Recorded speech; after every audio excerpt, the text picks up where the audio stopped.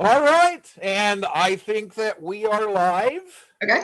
Here we are, scientists stuck inside, as scientists have been for a long time now. And, What and can stuff I not say? being What listened can I to. say? Anyway, yeah. So how's California, Jerry? It could be better, that's for sure. Certain things are coming into, people are being more careful, and certain more restrictions are coming in, and school districts are making more and more of the decision that, we probably need to wait and get a handle on what's going on. Okay. Yeah, but it's scary. It could be better. It could be much better. It could be very much better. It can certainly be very much better here as well. Although it's been, I will say at the outset on this thing, it is this is an interesting ride. I have over the last I don't know, over the last couple of weeks or so, I have done a bunch of different forums of one sort or another around the country talking about COVID in schools. And it's really I will have to say that as someone who does a lot of speaking and always has, I rather enjoy being able to do it sitting in my office as opposed to having to get on damned red eyes, which are never, in fact, a lot of fun. Even the meetings I do around here, generally if they're over in Oakland or something, it's at least a half an hour drive. So that removes an hour of effort from my day. Indeed. Just good. Indeed. But yeah, I was thinking that while we're sitting here and just chatting about all sorts of stuff that has serious implications and things, but it's just, I think it's a little interesting that it's hard to find two people who are just shooting the breeze that have more immediate family members between us that are in different levels of the school system. I mean, all the way from community college and principals and everybody from nursery school onwards to graduate school, and so we really care, and that can be really exhausting. Yeah. Oh, speaking of which, did you get the news that MCC hired Janice to? I did. Yeah, I did. I'm delighted about that. My mom loved teaching in community college. Yeah. I think it's going to be great fun.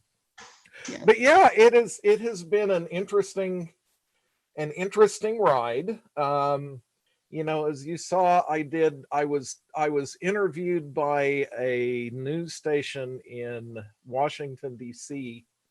last week, which they wanted to talk about this stuff. And I said, yeah, and I'm predicting at that point, Virginia numbers already started going up. Yeah. And I had predicted that prior to that starting.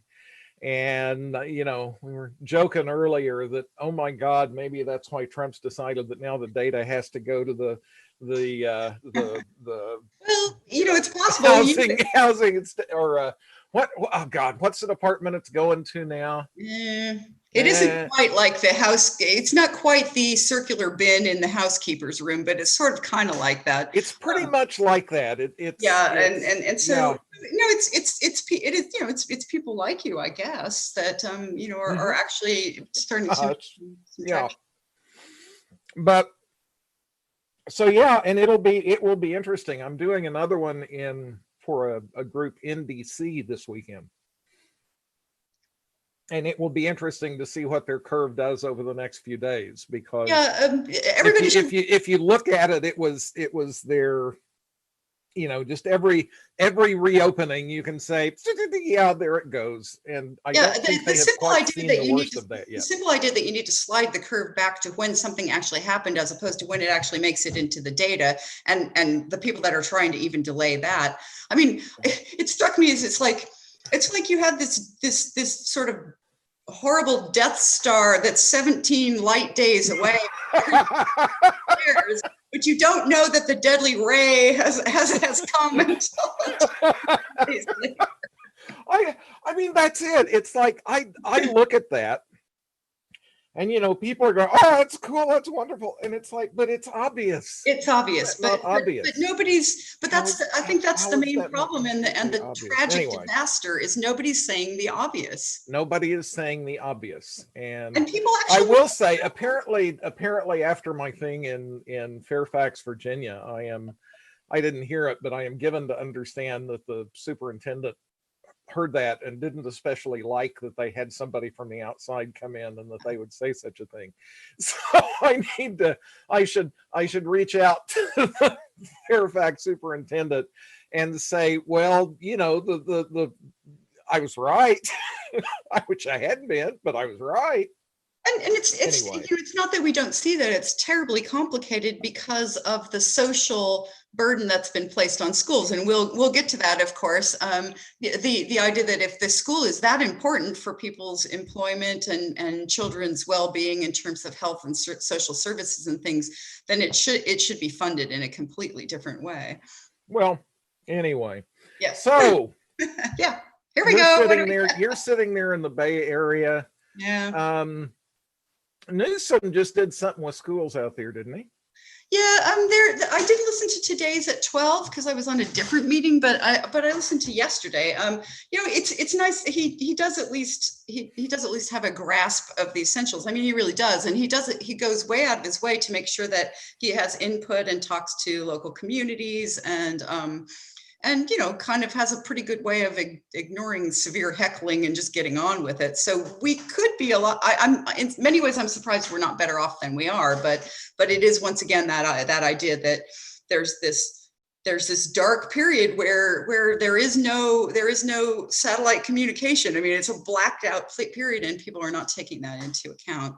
But yeah, the schools are going more here definitely to the we need to get the outside numbers under control, and in the meanwhile, let's work on our plans so that at least we'll know what we're doing when we do get there. And that's good. Yeah, it's I'm not sure what we're going to do here. I know that Ducey has a press conference scheduled for today sometime. It always gives you that weird feeling in the stomach as to which way it's going to go. Yeah, well, it does. It's kind of his last one of these things was, what was it, a week ago, something like that. And all of the informed money said that what was going to happen was that they were going to, okay, he's going to shut it down, he's going to shut it down, he's going to shut it down.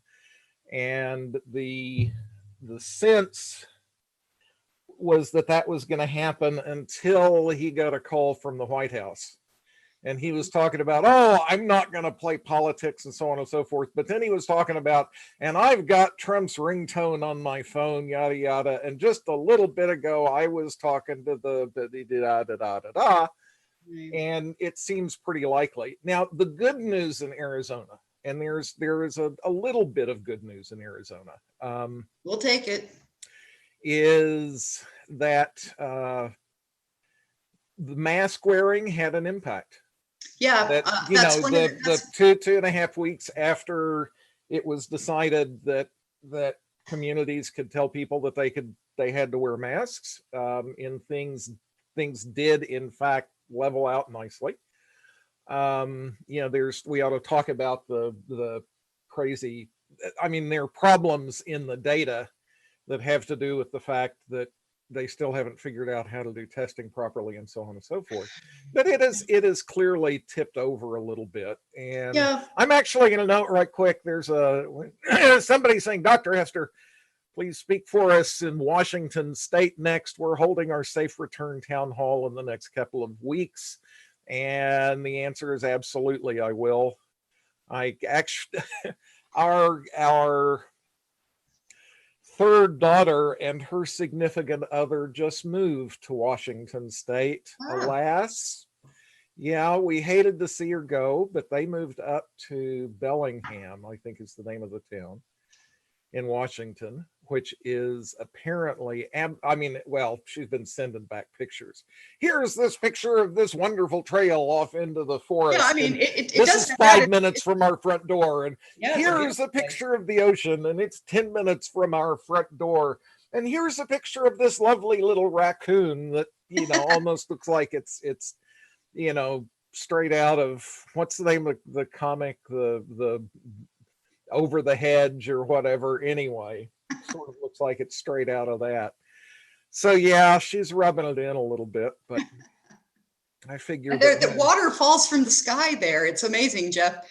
it does. I understand that. I have been given to understand that water actually does fall from the sky I there. think you should vote for water to fall from the sky there, and that. Yeah, I think so.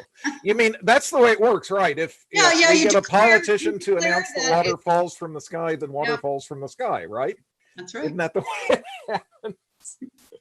Yeah, Bellingham, it looks like it's an absolutely gorgeous place.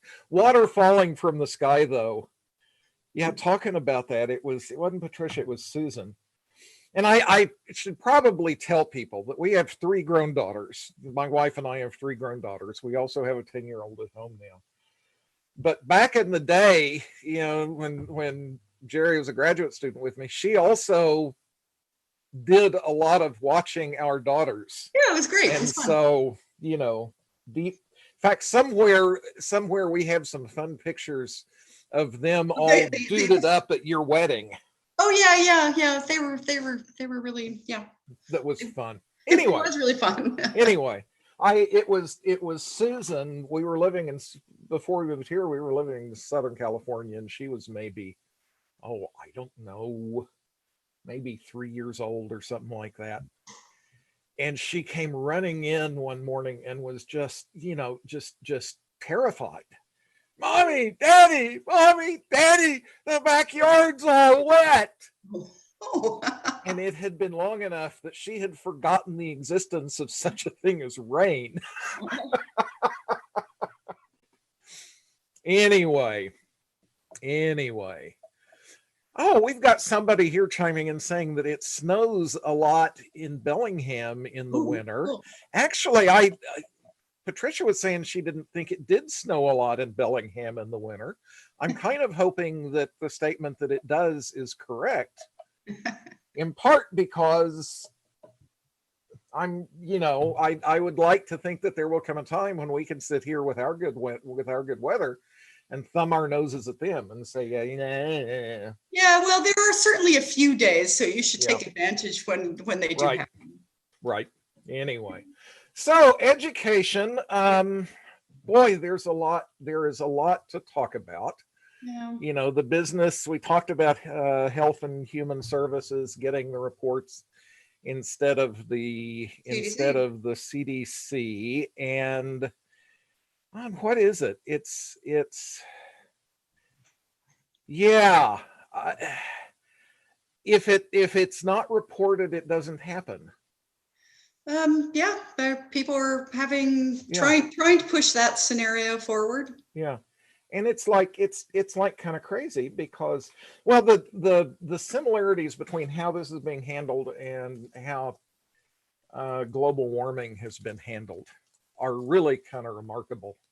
Yeah, and the same attacking on institutions. I mean, the idea that the idea that an expert opinion is kind of that there's something. I mean, people treat it as if it were you consulted an interior designer and you didn't share the same taste with them, and so therefore you can ignore what they said, rather than understanding that people dedicate years and years and passion to acquiring information. I mean, we probably will say it again, but Dr. Fauci, for instance, the way he's looked at by physicians worldwide is, he helped edit the Harrison Medical book and for on internal medicine, and he's just he's a national treasure that we have and has decades and decades of experience, and it seems very, very. I can't even say a strong enough word to ignore a person like that who is really working on our behalf is just insane. Well, to ignore and to attack. Yeah, both. it's you've got somebody standing up speaking truth, and by golly, they're going to take him down. Although again, there is nothing new. I will say that you get the idea. I think we learned about Fauci that very first when he was doing the press conference thing and Trump was carrying on about some idiocy. I forget exactly which idiocy it was. Yeah, they run together. And the look from Fauci when he's sitting there, Yeah, China does this. It's like, okay, he understands exactly who he is mixed in with. He understands exactly. And I heard him a statement from him being interviewed, and his comment was along the lines of, yeah, okay, people are attacking him. No, he's not going to quit because he can do more good where he is than if he is not there. right. And he has, as you say, here is a guy whose reputation does not depend upon the blessing of politicians. Right. It does not. It's not like he can be taken down by having, politicos say that we don't like Fauci anymore, because his international reputation is with folk who are serious and folk, established over decades. Scientists and established over decades. On the other, that is a reputation fight that people just shouldn't pick. The idea that they're gonna build themselves up by trying to knock down Fauci's reputation, that just. Yeah, I think he's going to be okay. On the other hand, the poor CDC. I mean, the CDC is the prototype. That's why it's called the Australian CDC. The Chinese CDC is because of the reputation of our original organization, which is being just. So here you go. In January, do you think that Biden could convince Fauci to come back and head the CDC for a few years? That could be quite useful. That could be useful. I mean, there's the piece of me in all of this that I'm just kind of holding on to. Yeah, it's probably complete delusion, but that I'm just kind of holding on to, that maybe, just maybe, come January, we will have burnt enough things to the ground that it will be possible to rebuild some good ones. And we shall see. But okay, let me back to the. We're getting way off the stuff there. We're getting off the subject. The thing going on right now is okay. People are talking about it's time to open schools again. Betsy DeVos has said, "Oh, we have to open schools. We have to open." I was making a funny face. I will try to be more professional. Yes. I saw. No, don't be professional. We don't have. This is not a. We're not supposed to be professional here. This show, really, we should rename this thing. It's Scientist Stuck Inside. I really think that we should just rename it Gallows Humor and be done with it, because we're at that point where either you find a way to laugh about it or you just go out and scream at the heavens or something. And I also go out and scream at the heavens, but it doesn't actually do any good. The laughter seems to help my mood more. Laughter does. Yeah. But I saw an absolutely great meme, and it was the Cruella de Vil character from 101 Dalmatians, except it had Betsy DeVos's head popped up there, Cruella DeVos, and it was, bring me the children. I've seen it for it with Dolores Umbridge too. So right, yeah, indeed. So if you were, let me ask you this. You can ask. I can ask. I can definitely ask, and you can answer or not, whatever you would like to do. Although this is not a rhetorical question. I actually talked to a number of people who are off in the education community, and in fact, it's a little bit interesting sometimes. I don't want to toss names out there, but I have had conversations with somebody on kind of the teacher's end of things, complaining about superintendency about this, that, or the other. And then you talk to somebody in superintendency who is expressing exactly those same Okay. issues. And then and it's in the board, and then you talk to somebody on the board and they're expressing exactly those same concerns. And in fact, it's interesting. I had a conversation recently with a board member who complained that the teachers were not being loud enough. Oh. The statement was, it would be a lot easier to fight this battle if the teachers were more up in arms about this. I thought that was an interesting statement. I think there are teachers who are getting up in arms about it. But if you were asked to talk to a board that was thinking, okay, we need to open schools because, and we can talk about the becauses, what would you say to them? I'd say we definitely need to look at the becauses. But the first thing to remember is that there are a lot of things that if we are temporarily having a hard time, we can address those things. We can address questions of social support and food and education and things, even if it takes us a little while to get there. But once we step out and we give people COVID, that's not something we can fix. The morbidity we can't fix, the tragedies we can't fix. So you need to be kind of really careful. Among other things, I think right at the minute, there's so little trust because of the messages that are trying to destroy trust, that if we can take enough time, even if that's what we did, is we built trust over what are we going to do and what can a child expect, instead of going, here, just show up tomorrow and we'll wing it from there. I mean, people are not trying to do that. Okay, but how does one build that trust? I mean, we can talk, we can dive into that in detail.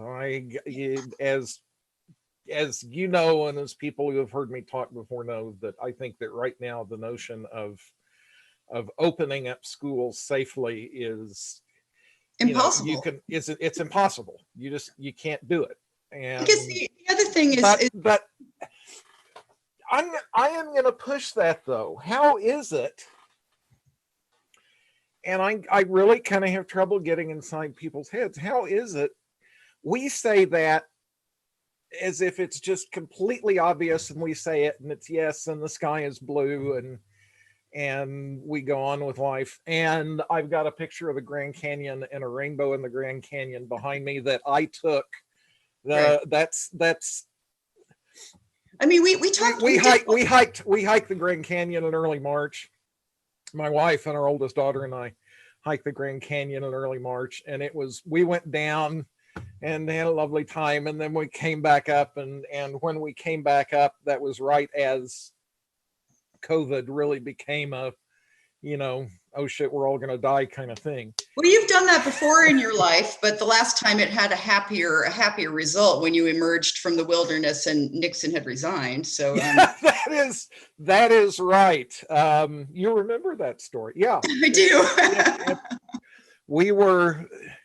I was, as a kid, out canoeing in the Boundary Waters and in northern Minnesota and southern Ontario.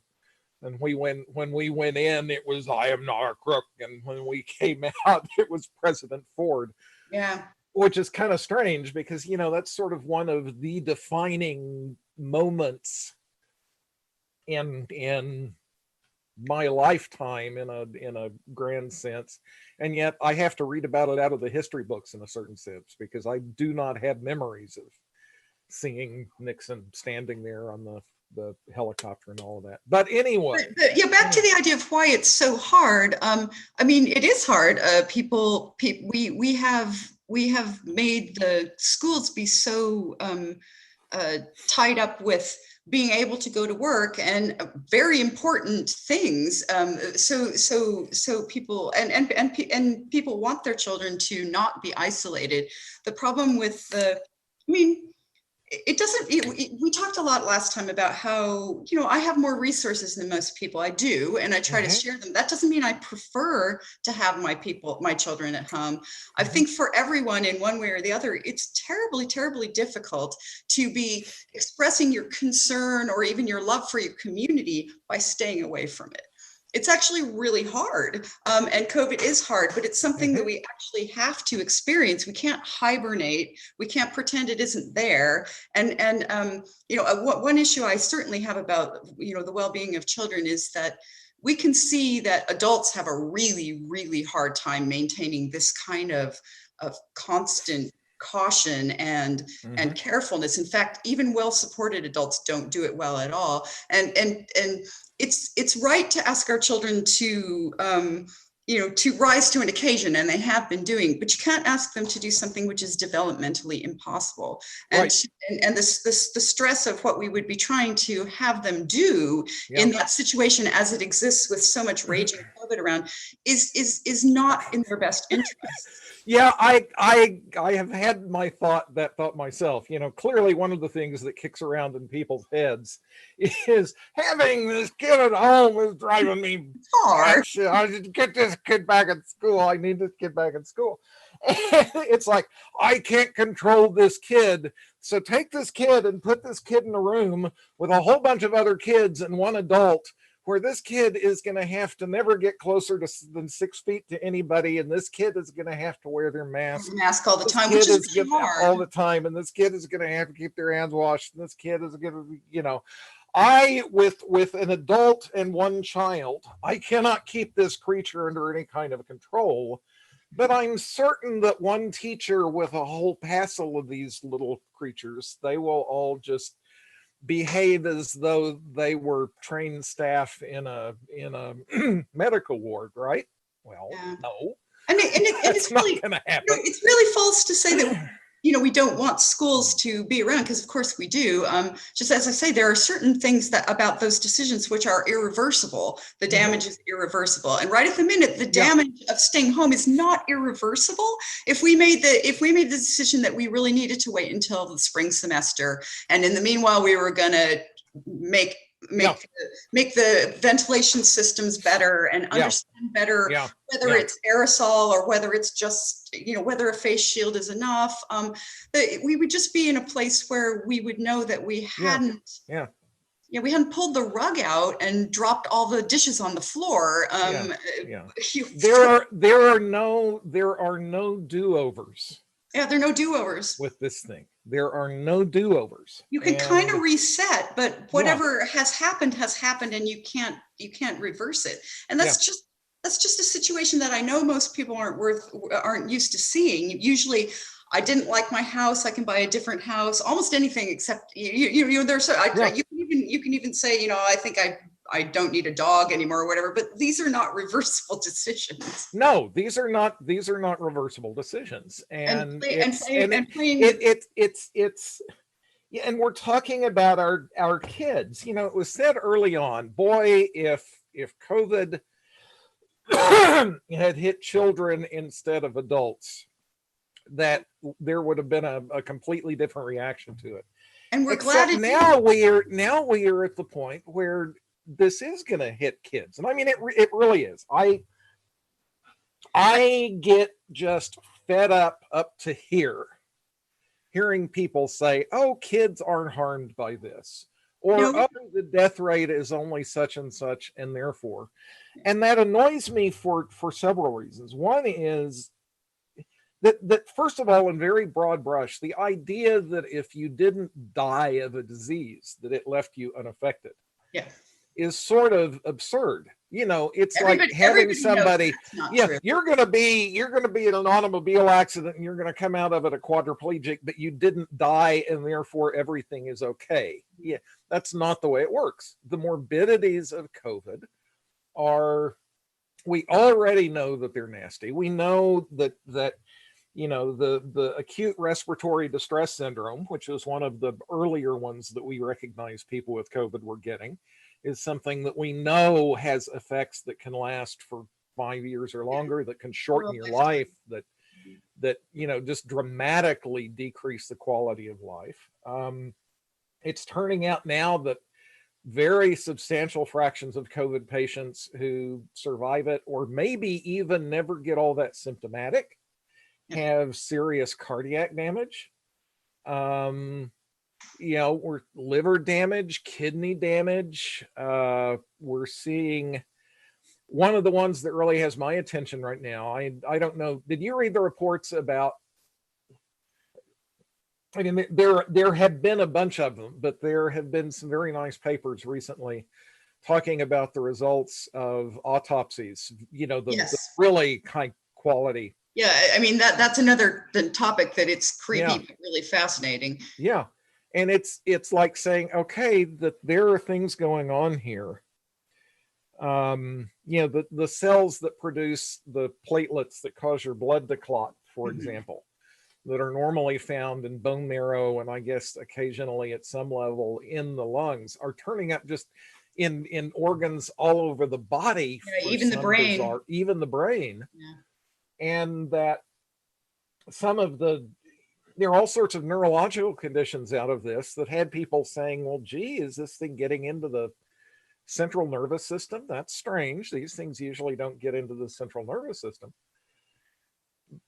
But what seems to be going on instead is these are causing microclots, and those microclots are just killing small regions in the brain. And in these autopsies, they're seeing thousands upon thousands of these things. And in asymptomatic patients, there seem to be the same kinds of things going on. And so, can you say for certain that kids who get this that appear to be asymptomatic are not sustaining neurological damage that's going to last them their lives? And the answer is no, you can't say that. That is a real possibility.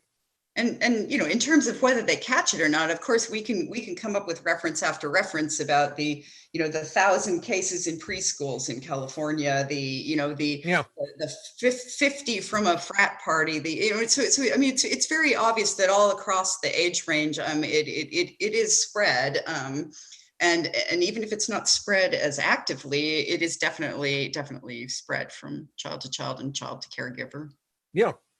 Anyway, so I have been thinking about how to talk to boards. Yeah. What things can we do to make the situation? Yeah. To learn, to grow from the situation as opposed to throw up your hands. Throw up your hands. Well, I mean, it seems to me you kind of hit the nail on the head, I think, when you said that there are no do-overs. That the consequences are these. And I think that people are putting the burden of proof in the wrong place. Yeah. People will prove to me that it is unsafe. Well, no, we know it's unsafe. I think we can do that too. Because we've had 3.5 million cases of this stuff. We have had, unfortunately, what are we up to? 130,000 some odd deaths from this stuff. It is serious enough that the whole rest of the world has said that you have an American passport, you are not welcome in our country. Okay. There are plenty of indications out there that no, this is really, really serious stuff. And so the burden of proof is not on proving that it is going to be unsafe to open schools, because everything tells you it's going to be unsafe to open schools. The burden of proof is on demonstrating that it is going to be safe to open schools. And it's in the face of that you look at all of the data available. It does do damage to kids. Kids can get it, that there are real reasons to imagine that it may be doing lifelong damage to kids. We have seen super spreading events associated with schools. We know the risk that teachers and folk like that are going to be taking. We have seen community spread from school-like settings, again, out into the community and the damage being done there. we And know we know logistically. Let me ask you this one. well, first of all, I just Imagine that you are on a school board, or you are a school superintendent or something like that, and there are 100 schools in your district. Okay. Given what you know about the way that COVID behaves, what's it going to be like when you decide, hey, we're going to open these schools up? yeah, if I've paid attention to studies which were at a different time in a different place with a different community level, and I've decided that they didn't have trouble and I might not have trouble, and we do. So you have various situations. I mean, it's easy to call them up. One child in a classroom has COVID. Do you close just the class? Do you close the school? Do you take the teacher out to isolate? And if you take the teacher out, does he or she get paid? Does insurance step in? How do you get a substitute that's willing to come into a classroom or into a school, which obviously has active COVID in it? Oh, and you've got more problems than that with substitutes. Substitutes are when you really start thinking about what it's like to try to make subs work, that is a minefield, because the whole notion, okay, we're going to have small classes and we're going to have a teacher with them, and this is going to be a cohort, and we're so on and so forth. And then you've got substitutes. Okay, so substitutes sound to me like they're like little bees flitting around from flower to flower. Yes, I'm going to pick up a little COVID here, and then I'm going to drop it off here, and I'm going to pick up a little COVID here, and I'm going to drop it off here. Yeah, it does sound like that. That's for sure. Yeah, I mean, it's you look at that and you say, okay, how are you not going to have spread? You know, how do substitutes not completely violate every public health notion that you have with this thing? And they do, but okay, people don't want to talk about that. So, and yet there are school boards and school districts that say, oh yes, we are going to open. I mean, we worry about the ones that are in places where community transmission is low, but from looking at all the different graphs, people aren't looking far enough ahead out of that dark zone to see whether it really is safe to do things. And right at the minute, there's so much we don't understand about it and the behavior of people under these stressful situations, that it's very difficult, even with a place with low COVID, to be confident. Yeah, and so yeah, I mean, again, I am in the process. I'm going to put together a video sometime in the next little bit and try to put together a document with some talking points, sort of specifically aimed at boards. It comes back down to when you actually decide, well, what is it that we're wanting that schools really need to accomplish right now?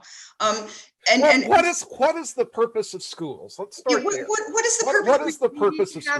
What is it? Even what is it covering right now, as opposed to what it really should cover, and and the extra things it does. But once you've actually pinpointed that you need a place for children to be while their parents work, that you need some resources to speak together online in small groups and not be isolated, that you need food, that you need, you can actually go down that list for your community. Okay. I want to, go. You were taking it where I was wondering, because you were talking about things there. Yeah, we keep conflating it with, they must physically be all packed in this building at once. We still have the buildings, we have the resources. If we could learn to parcel them out a bit, as opposed to parceling hospital beds. But I think you were hitting on another interesting issue for me, and that is, all right, we need schools because to distribute food. We need schools so that people can go to work. We need schools and it's like, but wait a minute. I thought the purpose of schools was to learn how to learn. Was to learn and all of that kind of stuff. And we're finding out, no, for most people, apparently, for many people, apparently the purpose of schools is to have a place where they can park their kids so they can go off and do the economy thing. Yeah, for some positive reasons, of course, because certainly they get things from being independent at school. But that's one of the main reasons why it's being pushed so hard. I understand that, but this is like it's it's a similar kind of thing to like what's going on with right now looking at police, where they came up, whoever came up with the term defund the police should be taken out and horsewhipped. I'm sorry, they just should, because the term is awful, but the idea is completely correct. What it really should be is refocus the police. That the job of police is to do real law enforcement, here, and the job of police is not to provide social services. The job of police is not to deal with domestic altercations. The job of police is not to worry about homeless people. The job, those are not jobs for police. And but they say, okay, but police are the ones who are there on the street, and so they're going to do it. The same thing happens with schools. Why is it that schools have the job of distributing food, and why do schools have the job of providing all of these families, so and so on and so forth, and to expect that one person has the expertise in all those different fields, or even a few people, because most schools don't even have a nurse anymore. That's one that, we have a nurse 3 days a week. Well, I hope that your kids are clever enough not to get hurt the other 2 days. It's what, do you put up a little sign in the morning?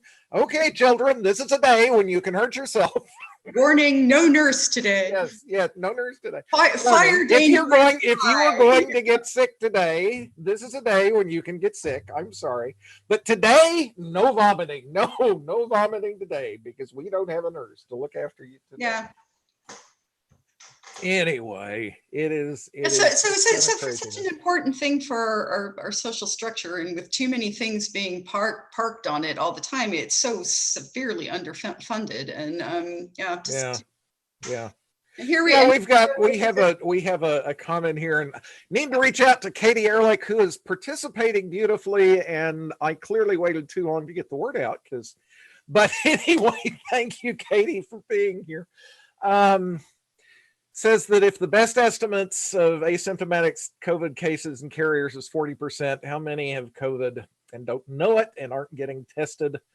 This would add many cases to our known cases. That is absolutely true. And in fact, they talk about probably, you hear different estimates, but probably something up around, on the high side of half. I hear estimates of 60%. And the latest transmissions are from people who are asymptomatic. Yeah, the real number of cases is probably the number that people assume is something like 3 times the number of reported cases typically. And what I was going to say is the latest number on how contagious an asymptomatic person is from a lot of data worldwide is that they're about 75% as contagious as somebody who has like active, obvious coughings. But that's pretty bad.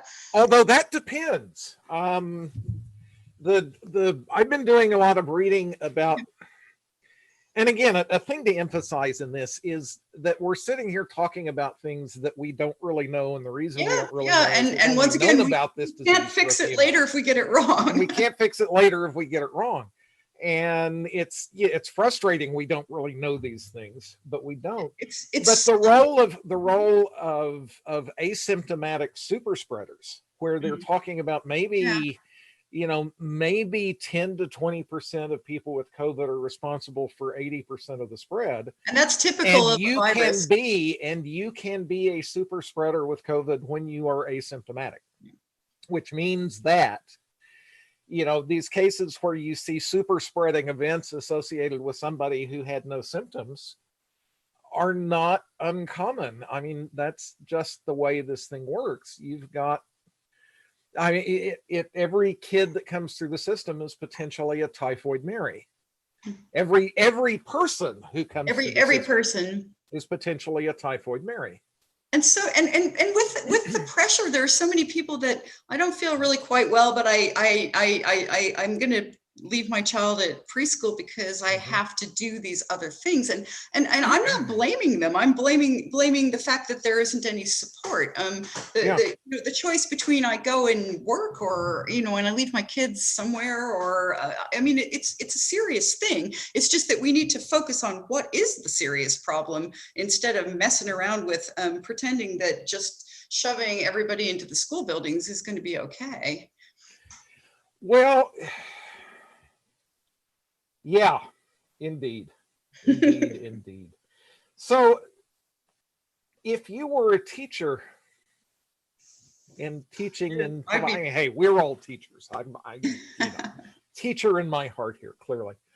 But if you were teaching in public schools right now, and your district came to you and said, you're going to get into that classroom today, and by golly, you're going to teach those kids, knowing what you know, what would you say, what would you do? If I were a teacher, I would have been running around and writing letters for quite some months.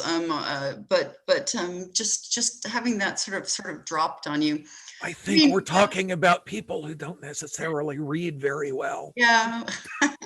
Because they're in education. No, No. Those aren't the people I. No, for instance, yeah, like sorry about that. Our school district has been working their tails off to try to figure out what's going on and the look at conflicting data and all sorts of stuff. So I give them a lot of credit. Gosh, in my age range and the fact that I have certain issues with lungs and stuff like that, I would probably have to quit, and it would be really terrible because I would be really close to retirement and I would be losing a lot, and that's a terrible decision to have to make. Or I would be trying to get myself put on the online group of people who are available to teach from home, if they're doing any hybrid things and that sort of stuff. I mean, it's a really terrible problem. It's the same kind of idea as forcing people to go back and work in a meat plant. I mean just the idea that if it's considered to be, I don't know, David, Jeff, it's just hard because the idea that some people think it's a violation to be told to wear a mask, but they're totally okay with forcing teachers and people back into the classroom in a situation which is obviously uncontrolled, is just, it gives you a really big stomach ache. I had never thought about it in exactly those terms, but I think that is a beautiful way to put it. If people get up in arms because they're told they need to wear a mask in the interest of public health, and then turn around and feel perfectly okay to order others, if you want to eat, you have to be in this. If you want your health insurance, if you want to eat, if you want to pay your rent, well, too bad for you, you're going to be shoved right in there. Yeah. And the comment here about districts trying to push hard for a hybrid model, which is a worse nightmare. We'd have to teach in person and online at the same time. That's true. Yeah. That it's clear that people who are pushing for this are by and large not people who actually have any notion of teaching. They're people that all they are thinking about is, okay, economy, whatever. I don't know. I was wondering if maybe for the last 15 minutes or something, we might talk about how I think when we've chatted about things either together and with other people, that there are some decent ideas about how to make the online experience better. How to support parents as well as children in a difficult situation, because it really is an awful situation, but COVID is making it, and we have to deal. Well, okay, I do want to say time out on that for a minute, because it is not like there have never been situations that are difficult. I mean, there are kids who have lived through wars. There are kids who are living through wars right now. There are kids who live through all manner of things. There are kids who managed to live through World War II. There are kids who managed to live through World War I. And so the idea that somehow that we don't need to worry about the fact that we're in the midst of this pandemic and people are having their health ruined and are dying by, all of this kind of stuff. But, little Johnny didn't get to spend this 3 months in classroom is kind of crazy. I And think, I think, we could go lots of directions with that. But yeah, I was I just, just want to push back when the American pediatric, all of that kind of stuff. The idea that somehow kids are going to be destroyed by not being in classrooms for a few months is so I just would say something along those lines, which is just that it's actually right to ask children to rise to the occasion. And by the way, they are doing that. And I may have said that before, but they are doing that. And as we've talked about, some of these experiences that have happened to people in the past have been formative. It's made them go on to become a doctor, a scientist, somebody who writes wonderful literature. I mean, these experiences are, even negative experiences are not necessarily destroying. They can actually be, they can actually be made into something else, as long as we don't kill them by giving them all COVID. yeah, yeah. Well, and the if you step away from kids have to be in classes to get a good education, Right. that remote learning just means plopping them down in front of a web browser On and doing Academy. worksheets or something. The fact is that we have all manner of technologies.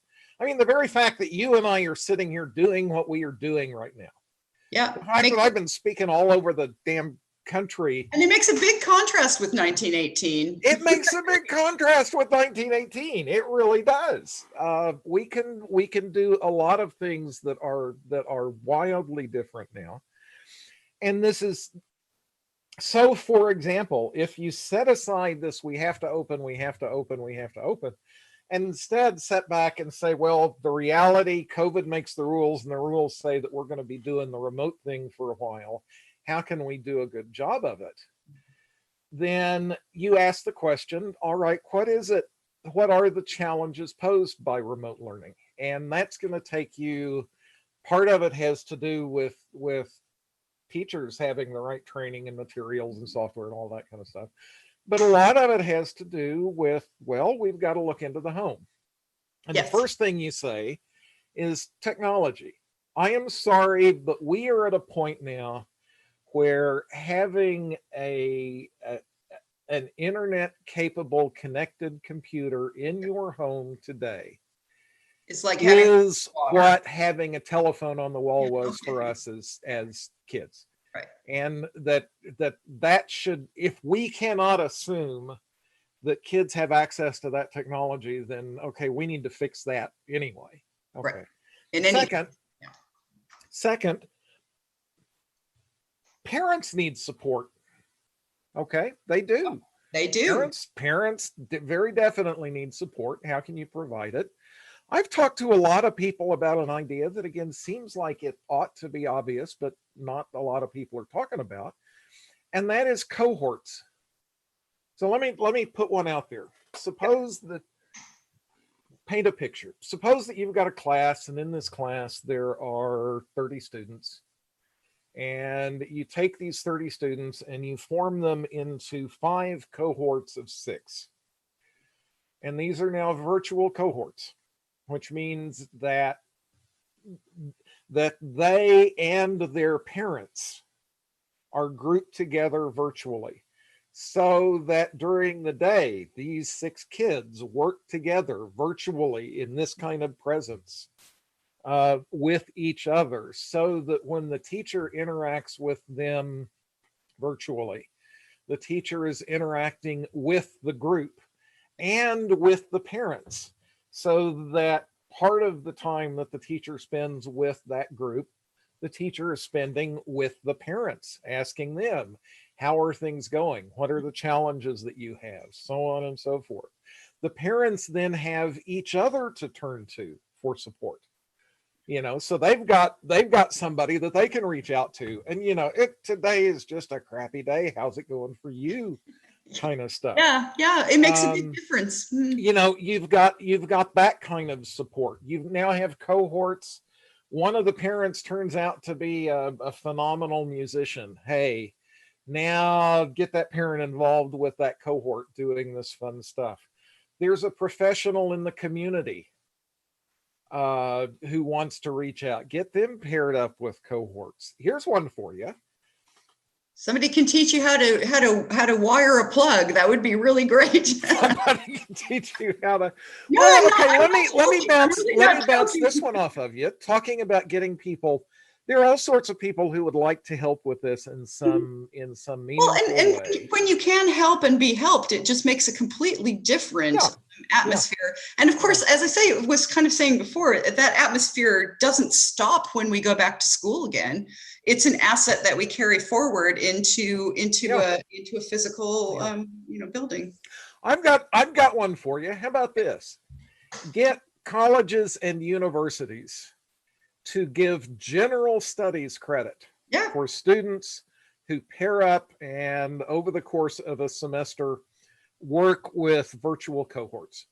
Yeah, my kids Yeah, have always thought that the idea of the GEs is really important, but the actual reality of them was yeah, seldom lived up to it. So you would yeah, actually, yeah, you could get actual college credit for doing for actually yeah, making a difference in your community. That would yeah. be great because then, I mean, not every parent is going to be able to advise the student who's doing calculus or for Hmm. that matter, the student who's a really advanced artist or musician. Yep. To have a pairing up would be, I think would be that's I think that's a totally great idea. Yeah. And I mean, there's that. The idea of national service crops up not infrequently, Yeah. and which I'm actually 100% behind that.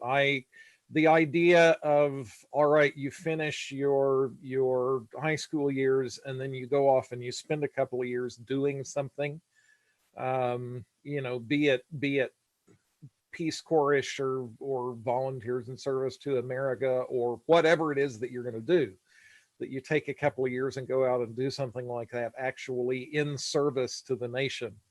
Military Yeah, service and is another that one. would be a and way of and if being of earning that tuition too. yeah, that concept, that those kinds of concepts applied to the moment, man, we're talking about, oh, there are people and they should be out work. Why do they need to be out working when in for so that Betsy DeVos's family can put more money in their bank account? Which And I is mean, happening. let's just Well, face it, not her that's necessarily. what this is about, so that Yeah. those folk Yeah. who Wealthy families are becoming more wealthy during this time period. wealthy families are And we do becoming know more that. wealthy during this time, and But that yeah, is and truly there are many disturbing. things that were, I mean, one that comes to mind really readily in California is we have a lot of exposed power lines that blow and cause fires. Well, we have a lot of people that could be employed in helping mitigate that by either, and you're outside. And Hmm. so there are things that we could, if we're not willing to just give people enough money to hang in and shelter for a Hmm. while, when we start opening again, there are definitely things we could do that are a little bit like the WAPA projects of the past. But Yeah, yeah. Well, it has to do with this whole, it actually is good every now and then to take a step back and think about what things would be good to do as a society. What directions might we choose to go? The idea that the only way to chart a course into the future is to just kind of do this random walk, whatever the market will bear, what will allow people to make the most money today approach to our future is, I am all for markets when they make sense, and I'm all for free enterprise and that stuff, except it's very seldom that one solution is the perfect solution to everything. And we're now talking about things where the proper solution to a lot of this stuff actually involves people getting together and asking the question, what would be the best way to handle this, do you yeah. suppose? And then directing some resources into doing it that way instead of some other way. And that's probably a different program. But anyway, we can get together and give those folk lots of other reasons to want to come after us with. Well, yeah. There's always that, but then that probably means you're stepping on the right corns. But Indeed. but yeah, they're just it's not the education at home is not a hopeless thing. I mean, we haven't been doing it that way, and it does require support, and it does require particularly support for parents. But that doesn't mean we can't do it. Yep. Yep. Anyway, well, we have been at this for an hour, so shall we? Yeah. Shall we think about it? And for the handful of people who are out there, we are, this show is a thing that sort of tried to start and then didn't, and we are trying to get it going again. And so in a real sense, this is sort of a And first time out of it. We may try to get some guests and things of that nature. Yeah. I guess so no, that's yeah. And so, going forward, of course, if we have a guest, they have to put up with the fact that we talk on top of each other all the time. And that is true. Not that we would ever do such. We have decades of experience talking on top of each other. Come on, are we supposed to do something different? I know maybe what we ought to start doing, and maybe this will bring people in and maybe it will scare them away. If somebody we're at a point where if somebody put up some fun thing here, we could say, oh, Tay, why don't you just come and join us for a few minutes and reach out and bring them into the Zoom conversation? Yeah, we could do that. That's a thing that I don't know that I've seen a show do. Take a member of the audience and put them up. Yeah, just take a member of the audience who's asking interesting questions and say, come on in and join us and see what you would like to do. Anyway, for the handful of people who are still out there, you've hung on with us this far. We're just trying to get this thing up and going. And if you think that this is useful conversation and if you learn something and you had some reason for hanging out with us for this long, so I don't know. Yeah, bring your cup of tea, your beer, whatever you like, and help us spread the word, help us get more people engaged in this, because I get the sense it's funny. I when I did I did the news interview that I did for DC last week, the framing around it, I mentioned, look, we're in the bottom of the first inning in a game that could easily go extra innings, and it really could easily go extra innings, because at this point it's looking more and more like just having had this does not necessarily guarantee that you're immune. So and then one of the anchors came back and said, oh, I don't want to hear that. We want to hear that it's almost over. And it's like, yeah, we would all like to hear that it's almost over, but that really doesn't make any difference what we would like to hear. I get the idea that we're going to be doing this for a while, and that this is going to be a discussion that's going to be an ongoing discussion that's going to be about schools, and it's going to be about a lot of things, and it needs to be real discussion. Yeah, and I think the more that people discuss it, because alas, hopefully we can change things eventually by getting a different government in. But at the minute, it actually really is in our own hands. It's the local people and what you do personally and what you choose to do and what to do that's making the difference at the minute, because there really isn't a lot of great guidelines from anyone else. So anyway, we reaching out to the people who hear this now or who catch up to it after the fact. Help us make this thing work. Help us build the audience. Help us have this thing. Yeah, and we're paying people the compliment, which we believe that you have a brain and you know how to use it. Just let's do that.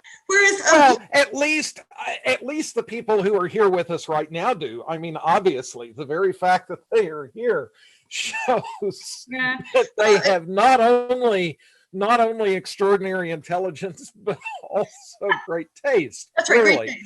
but I guess the thing is I never make fun of somebody when I hear that something bad happened when they believed it's they weren't taught how to look for information, where to look for information. They're being taught information that's not right, and it's we need to just. You got to start from the ground up, I guess. There you go. Anyway, so for people who are out there, thanks for hanging out. Point other people to this thing. Come back and do it again. I think that our plan is to try to settle into doing this thing on a Not that we stay to the topic, Jeff, but not that we no. I staying to the topic. We actually hey, we're still talking about schools. That works. Yeah. I mean, this is the whole notion of this is to start with something and say, let's do the intelligent conversation thing with other people chiming in and helping. Yeah, and at the moment in my direction school for district, that, we're so. still supposed to individually like vote on what we're willing to do. I'm not even sure. I'm not even sure it's like set yet. So That one, okay. You did have to mention that. This business of asking parents, we are going to empower parents and ask them, what do you want to do? Of course they want their kids back in school. Everybody wants their, if you ask parents, what do you want? I want my kids back in school. Congratulations. yeah, we're glad people We're happy for like you. school. Yeah. I'm glad that you like school. Indeed. Anyway, Jerry, bye-bye. Goodbye to everybody. We will see you next week, and reach out, engage, help us spread the word. Let's make this a fun thing. All right. Take care, everybody. Bye.